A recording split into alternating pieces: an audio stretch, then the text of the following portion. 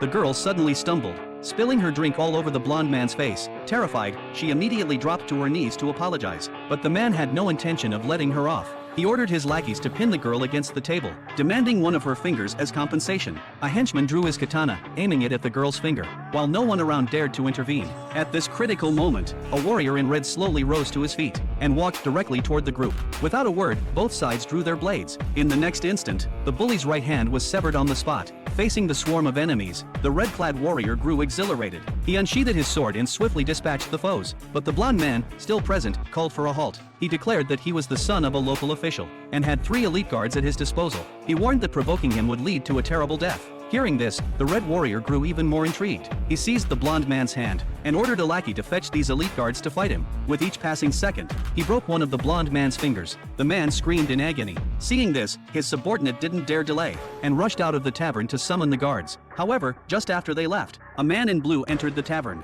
The red warrior assumed he was one of the elite guards the blonde had mentioned. Without allowing any explanation, he charged at the blue-clad man with his sword drawn. The two were evenly matched, exchanging several blows without a clear winner. At that moment, the man with the severed arm reappeared and set the tavern on fire, intending to burn everyone inside alive. Eventually, both fighters collapsed in the spreading flames. When they regained consciousness, they found themselves bound and hanging. The next day, they were taken to the execution ground to be publicly beheaded. Meanwhile, the girl obtained 2 landmines from a shopkeeper, concealed them in her clothes, and hurried toward the execution site. Just as the executioner's blade descended toward their necks, the red warrior twisted free, narrowly avoiding the strike. Then, he used a swift kick to disarm the executioner, while his companion broke free from his restraints. As the two found themselves surrounded, the girl pulled the 2 landmines from her chest and hurled them into the crowd. Explosions lit up the sky with a shower of sparks, allowing the 3 to escape in the chaos.